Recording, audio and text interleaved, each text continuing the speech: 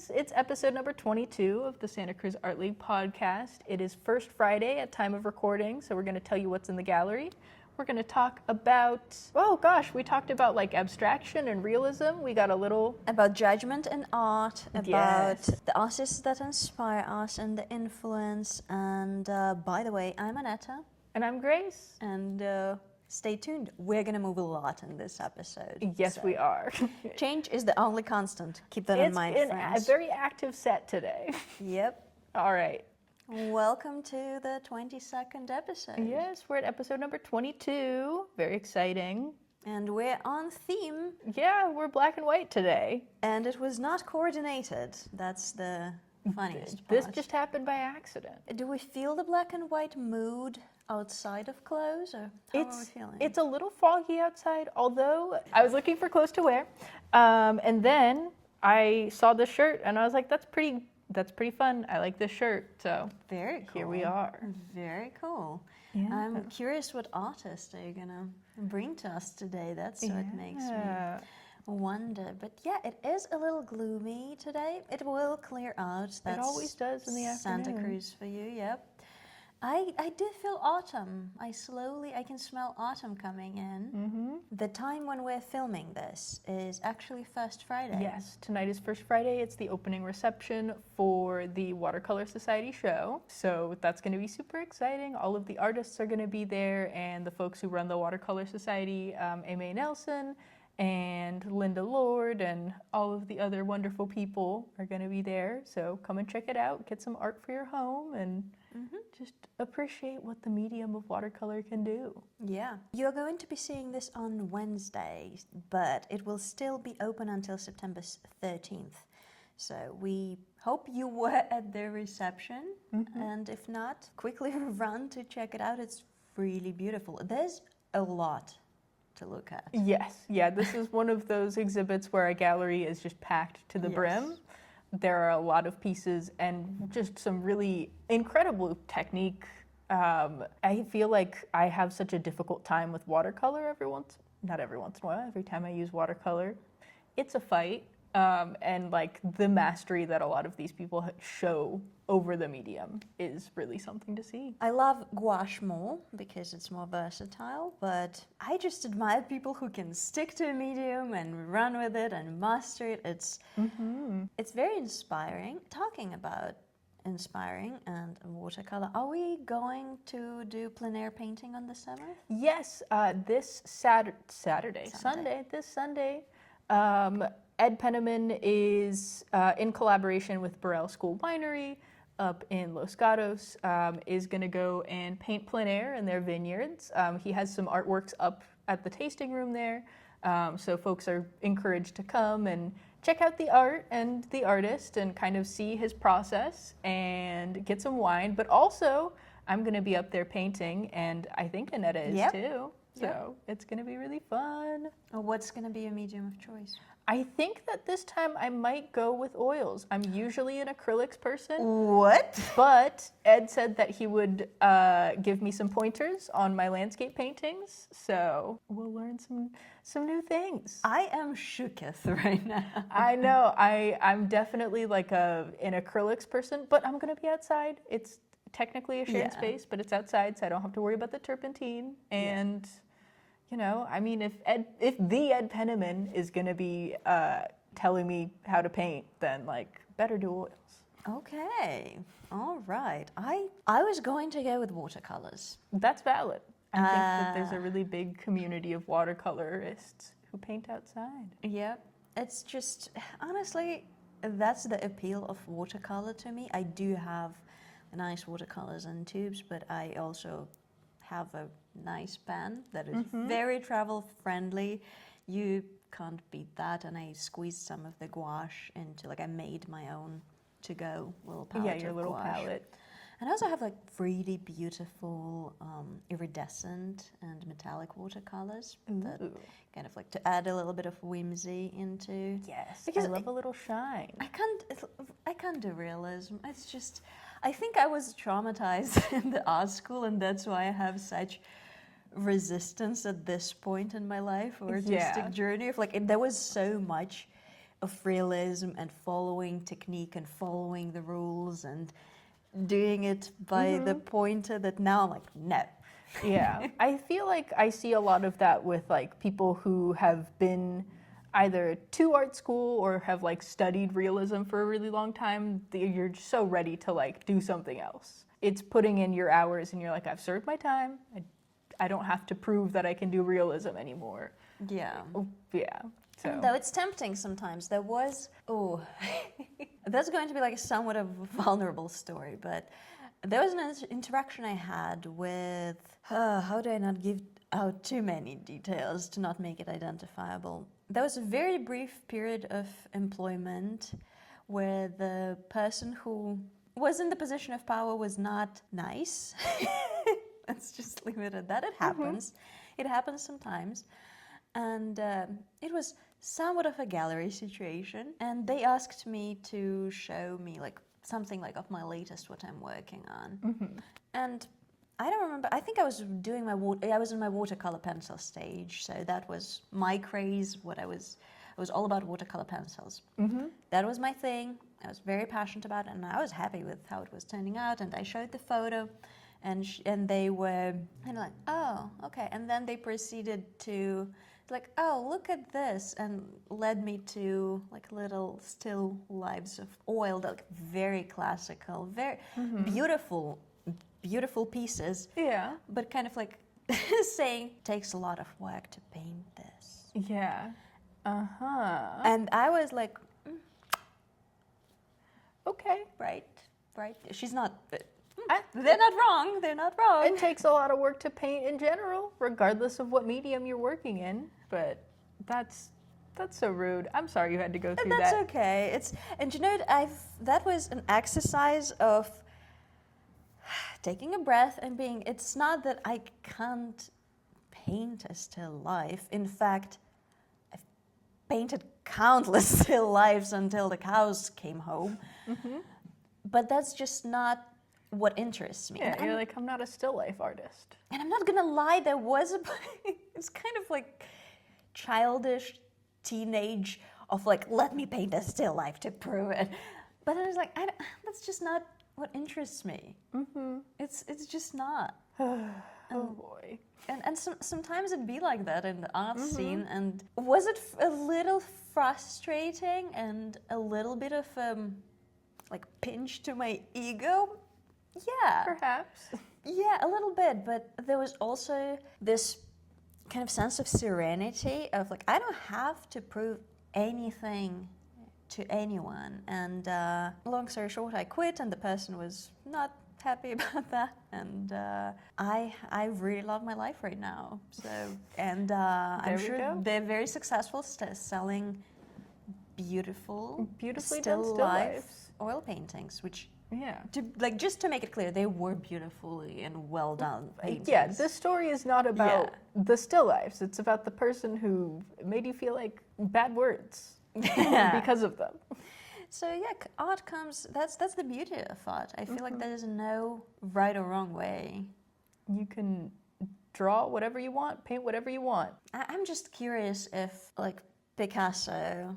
Not that I'm comparing myself, just to make it clear, but like, you know, some of his works that I'm going to put on the screen, some that kind of elicit, my 3-year-old can paint this. It's not about that. It's not about that.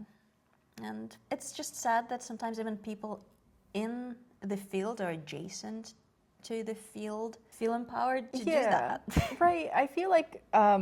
and I've had conversations like this, like the landscape show I feel like is a really good example of having like realism versus like surrealism, abstraction. Like there are different levels of rendering of the landscape where like, you know, maybe the colors are super exaggerated or maybe like the forms aren't instantly recognizable. And so there was a person who was visiting the gallery who was asking like, how come this is in the show and like this one's also in the show, you know, which I think is, you know, a valid question.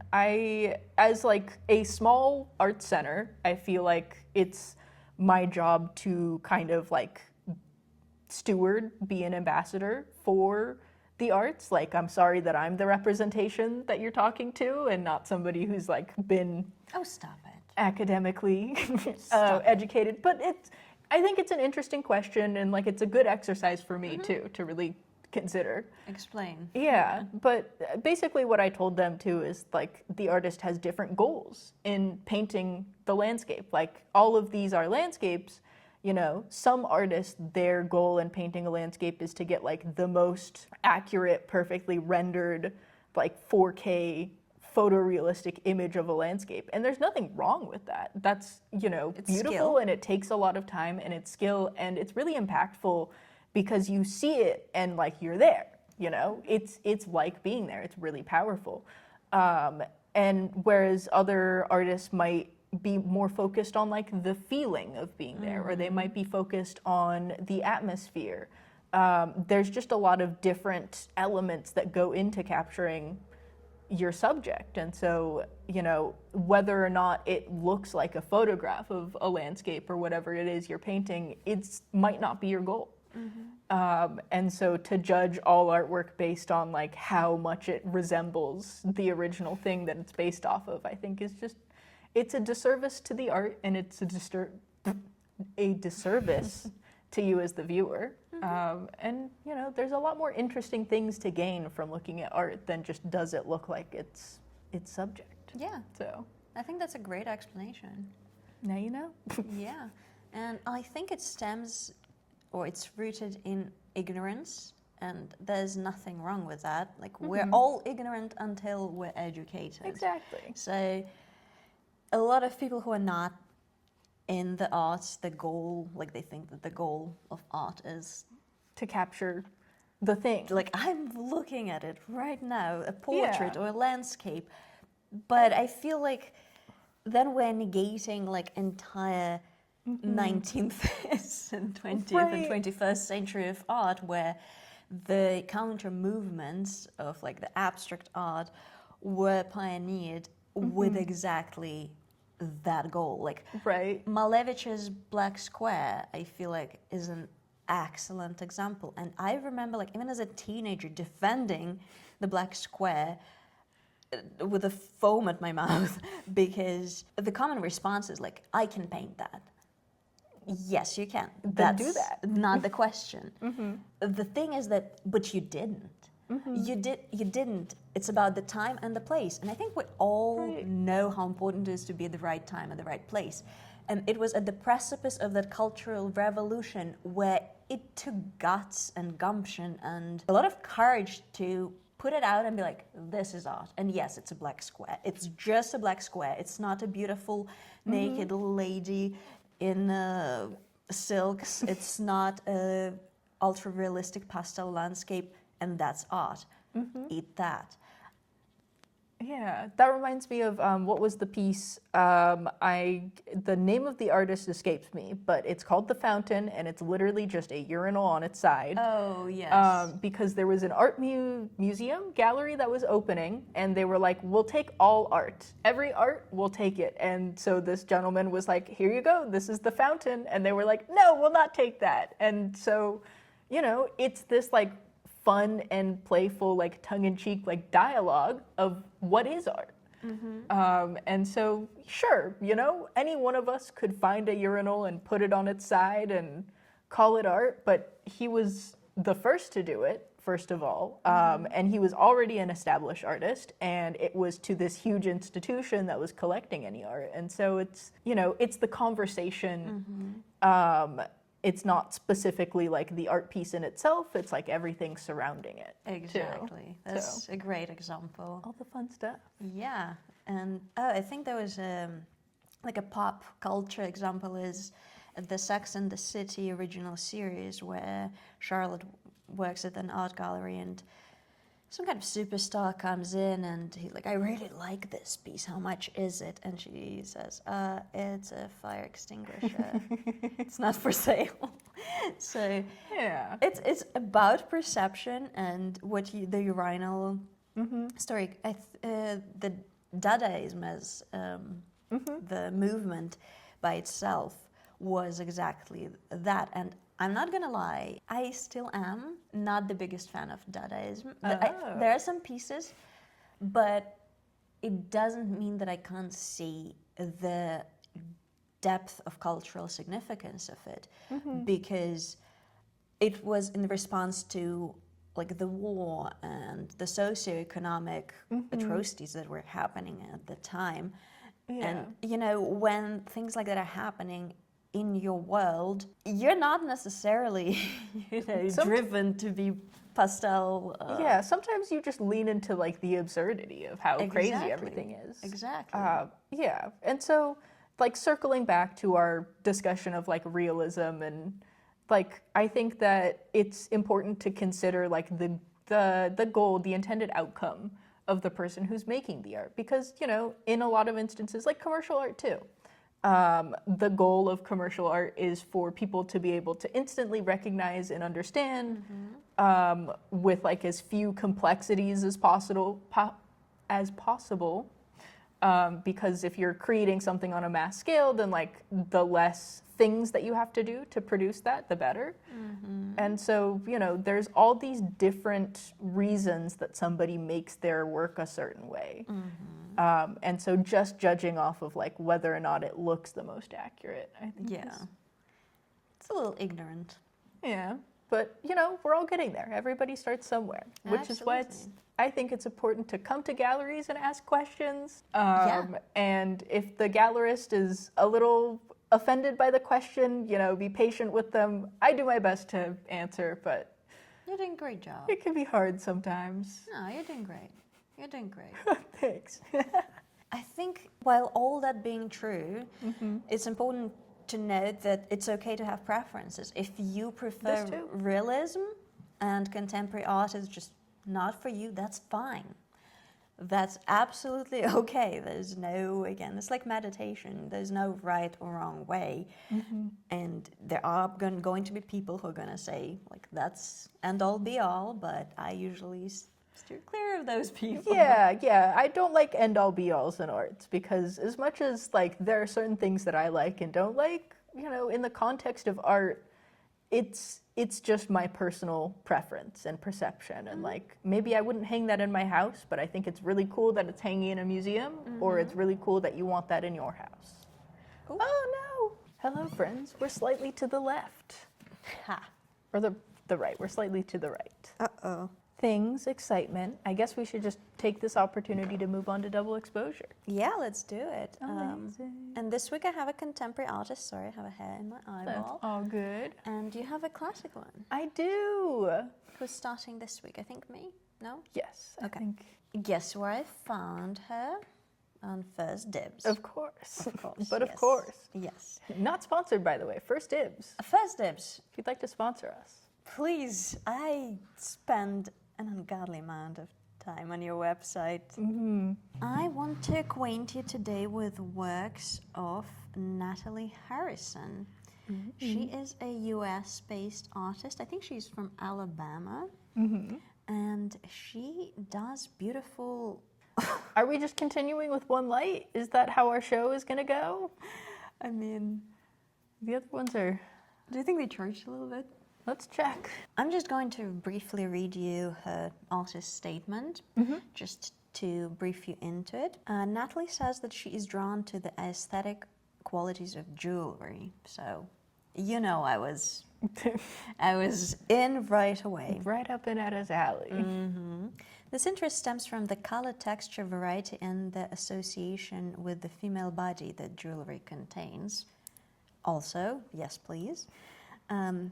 She says that she experiments with various manipulations of paint in which the paint strays away from the picture plane and becomes a three-dimensional form. In this body of work, she has molded paint. There we go. That's called dedication, my friends. Ooh, it's so dark in here. So yeah, Natalie have molded paint into beads, lace, and floral forms. And while molds themselves remain consistent, the paint allows each bead to have an individuality. The pieces are then meditatively collaged to create a tapestry of paint. These molded forms cover the surface of each panel. They are no longer additions or embellishments to pieces, but the focus. The detail of each piece urges the viewer to slow down and take a closer look. They're very colorful. There's a common thread in the art that I like. Mm-hmm. Very colorful.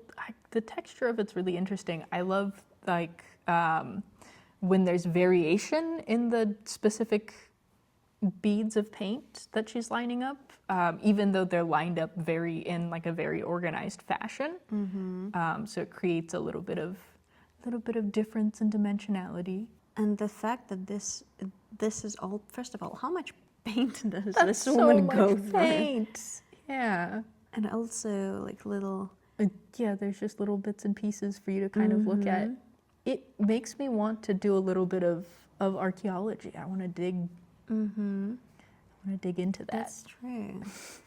And for me, they almost like look edible, some of them, like marshmallow, toffee. So I thought that's a very curious way of... That is very interesting. Working with paint, you know? So you can see different molds as braids, beads, hearts, flowers. Yeah, different textures, and some of that looked like it was piped on there. Right? Like a cake. I told you it looks edible. Very abstract. I like this almost puzzle-like composition. Yeah, it looks like toys or candy or a very nice box of paint supplies. And I wanted to go, on her website, she has it archived by year, and I wanted to show some of the earliest works that almost beaded into the tapestries. Yeah, it's like woven into the fabric. Like, how cool is that? That I was just like, yes, sign me up. Yeah, just like the texture of this is so interesting, and I want to touch it. So fascinating. Like some pieces of clothing made into... Yeah, it's like she disassembles these clothes and adds to them. And this almost looks tribal to me, those pieces, almost collars or necklaces. I'm looking at the square quilt from 2017, I think. And it's 12 by 12, so it's not a large. Those are very small pieces. I mean, that's 30 by 24. That's already... Wow, that's so cool. I bet it looks incredible in real life. Yeah, I would love to see these in person. She has a BFA and MFA in studio art, and... Look at her CV and feel jealousy.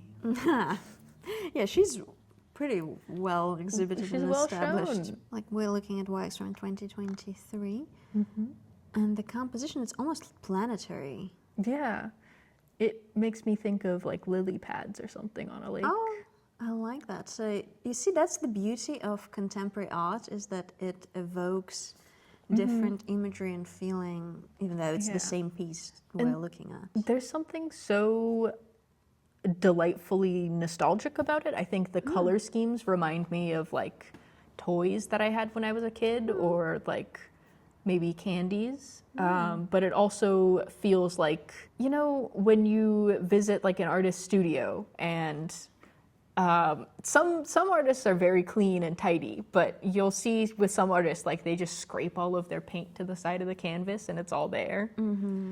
And it's very evocative of that. I would say there's something very visceral about it. Like, we're looking at the pink and blue tapestry number 1, 6 by 6, so it's small. But with how different... the paint looks wet. And that's, I think, what I like about that the most. It looks in motion. How she manages to capture the motion while it's still and dry. I would assume I haven't touched it. Not that I would touch it Don't if I were touch in the art, presence, but art that makes you want to touch it. Yes, don't you like want to? I want to know how that feels. And I think being an artist and working with paint, I feel like we're all guilty of, you know, Just doing the wanting little to- poke try to see if it dried. Come on. Oh gosh, how could she not? I'm sure it has a little bit of fingerprints of hers. So yeah, I feel like it's very consistent in style, but very varied at the same time. Mm-hmm. And composition-wise, there's the blue tapestry number 3.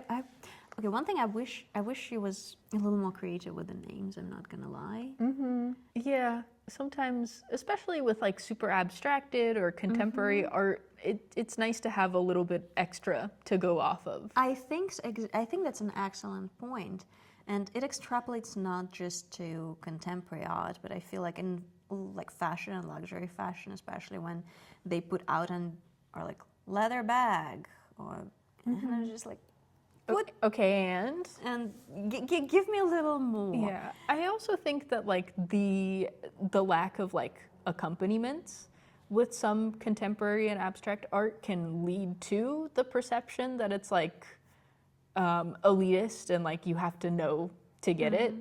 I think that by including, there's a word for it, the text that you see in galleries and museum spaces that kind of give you a little more context on the art. I think it's a good way of like democratizing and making art accessible to people.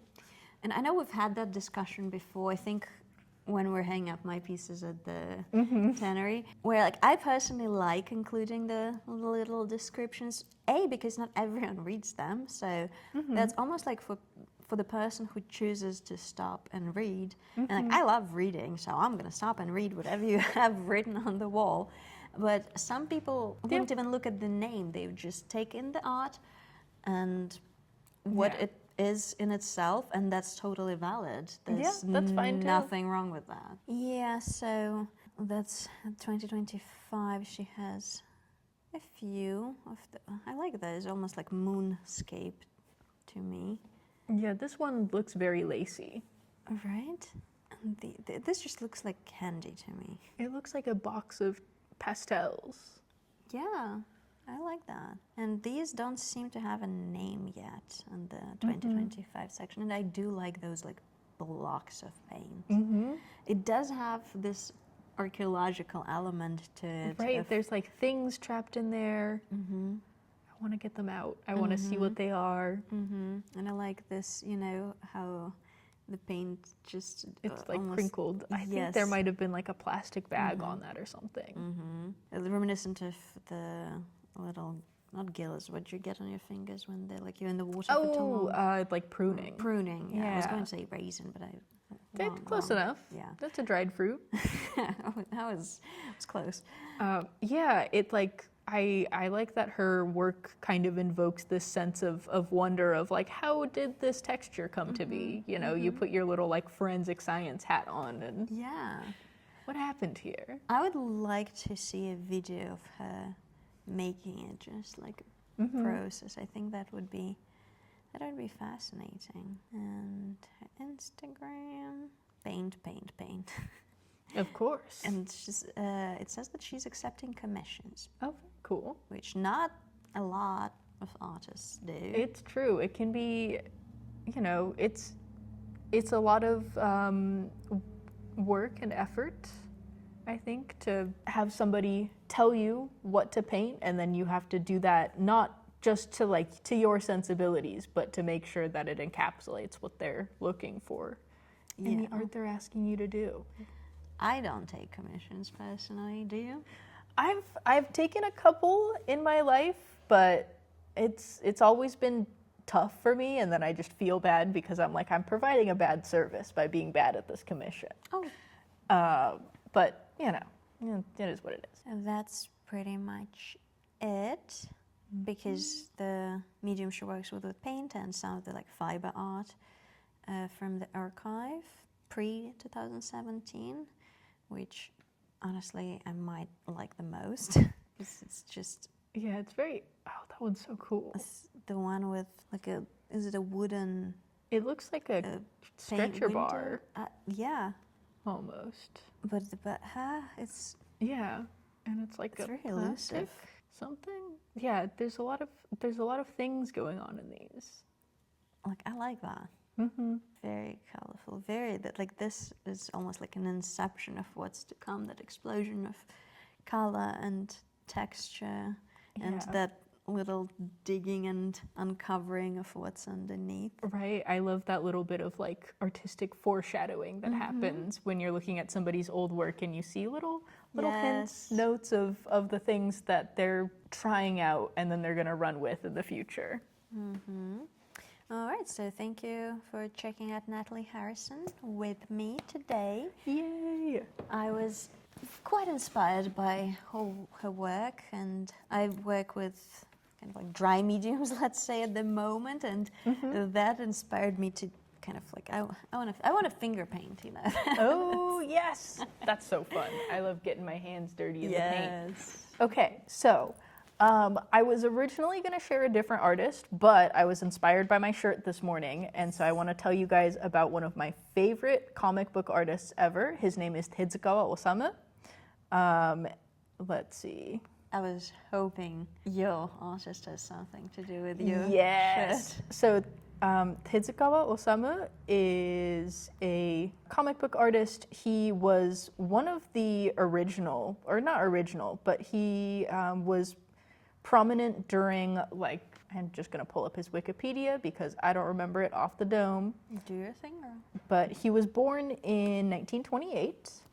And then a lot of his more famous comic books start to come out in like the 60s and 70s. He is famous for, if you've ever read the comic book, or I think it was an anime series also, Blackjack, Astro Boy, all those other kind of classic Japanese comic books from that era. Let me pull up some of his artwork. So this is like, I think Astro Boy is one that he's more famous for. It's like one of those very classic shonen comics about like, it's coming of age and like young boy fighting crime, all that fun stuff. My personal favorite of his works is Hinotori, which is like Phoenix. It's about a phoenix, the phoenix, and just his illustrations and like how luminous his work is fabulous. And then another one of my favorites of his comic books is Blackjack. It's about a doctor. Tezuka Osamu actually went to medical school, and so he has these people come to Blackjack, who is a surgeon, with like all these different problems. It's kind of like a medical mystery drama, and it can get a little bit graphic. So, you know, if you have a weak stomach for like blood and guts, it might not be for you, but it's really compelling. I read it a lot in my local library when I was young. Yeah, I think that his art is really cool. Let me pull up a little bit more about him. But it's interesting, like the way that he inspired a bunch of generations of comic book artists. Like he was prominent during the 60s and 70s, and so like the people who grew up reading his artworks and stuff would then be inspired to create their own and contribute to the culture. Oh, that is so darling. Isn't that so sweet? Yeah, his compositions are really interesting, and just like the subject matters that he talks about. I also just love his like little caricatures that he does. Yeah, like little sketches. Yeah, it's just delightful. That's very recognizable, yeah. And his little self-portrait, of course. Oh, adorable. How old were you when you got first introduced to his work? I want to say, so I was in about 5th or 6th grade. Okay. So I would have been like 11, maybe 12, and at my local library, where I would spend a lot of time, they had Hinotori, which is the book about the phoenix, and Blackjack, and so I would just spend a lot of time hanging out there and reading. So Phoenix was Tezuka's life work, as well as his one of his representative works. He explored philosophical themes of life and death and reincarnation in depth by depicting stories developed around Phoenix, the immortal life form beyond time and space. Phoenix navigates the readers by traveling back and forth between past and future. Through the series, Tezuka reflects on his own historical view and preservation for the future. Also tackled a vast scale of questions of what the universe is, which like a lot of this went over my head when I was a little kid. I just thought that it was visually interesting There's a lot of like people going, like seeing this beautiful bird, this phoenix, and going like, we have to hunt, kill, and own this thing. And so the phoenix goes through a lot of like tragic deaths and rebirths, as a phoenix does. Relatable. Yeah. So it's a really beautiful story, and as I like look through a lot of these, I'm like, I should go back and reread them. The Jungle Emperor. Oh, that's so precious. Yeah, actually, the Jungle Emperor is about a lion named Kimba. And so people say that this was kind of the original inspiration for Lion King, although I think The Lion King is based off of like a Shakespearean play. So I don't know how much this reminds me a little bit more of like Madagascar. It reminds me of Madagascar a little bit more, because the plot is that like this lion that grew up in a zoo like jumps ship and ends up in the wild. But also look, he's wearing pants. I know, that's...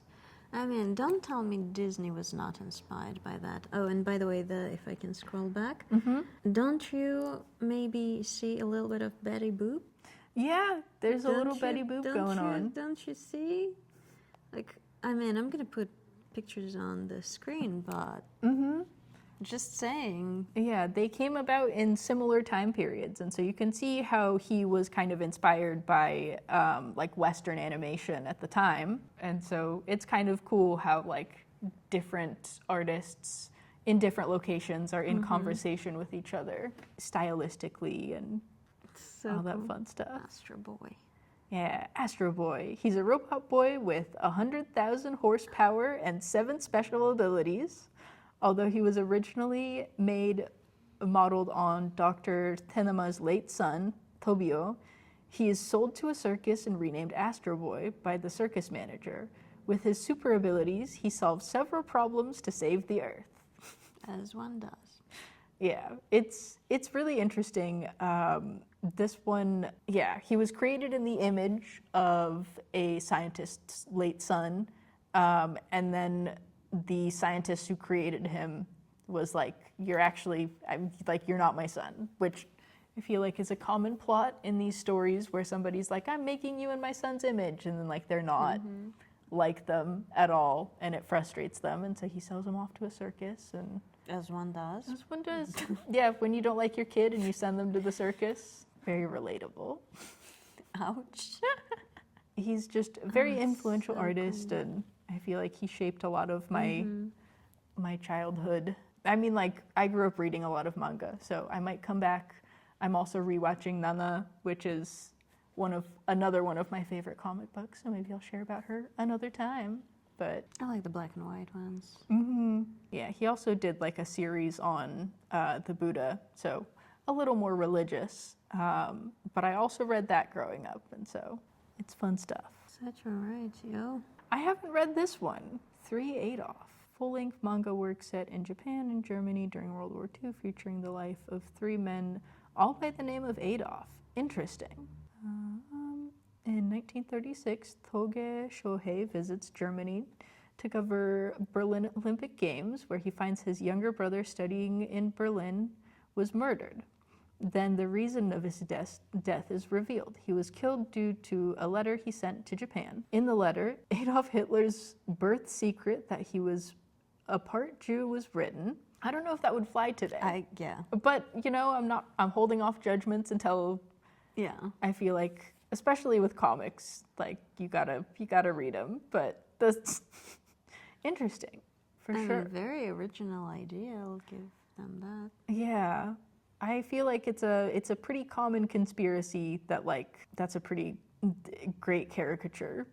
Yeah, and I think we all agree that Nazis are bad. So yeah, I don't think that they suck. Should be a controversial opinion. Yeah. Anyways, yeah. So he's got a lot of. Look at his eyeliner. Damn. I know. That's how I'm trying to be with my eyeliner. Goals, honestly. Yeah, but he has some interesting work. Ooh, some naked ladies. Of course. It's not a Tezuka Osamu comic unless you got some topless women and graphic depictions of violence. Maybe not something a 12-year-old should have been reading, but Probably not. it was at the library, so. He was a hard-working man. Yes, he produced a lot of things. Yeah, but that's Tezuka Osamu. And if you look through a lot of his works and you're also somebody who like reads manga or watches anime or is interested in any of that sort of thing, like you can recognize some of his work reflected in other things too, which I think is a really interesting part of the culture of like mangaka, the people who write the manga and like people who produce anime, is that like they wear their influences on their sleeve. And like in a lot of their work, they're like paying homage to previous things, which I think is really cool and interesting. Yeah. I firmly believe in giving the credit where credit is due. And like whether the history will preserve the said credit is a question, but as an artist, I think it's important. Everything's falling apart today. It's one of those days, my friends. Yeah, happy First Friday. Happy First Friday. All right. First Wednesday, I guess. Yes. Or second Wednesday. Second Wednesday. Yeah. Happy day, Happy. friends. And Happy number 22. yeah, thank you so much for sticking with us. We are going to wrap it up because people need the theater. Yes. We are a working building, always. So we'll catch you guys next week. And tell us what you did for First Friday. And share your favorite artists and the artists you think we should check out and maybe feature in the next episode. Yes. And like, subscribe. Sorry you're not getting the full Grace spiel. It would take too long. Next time, my friends.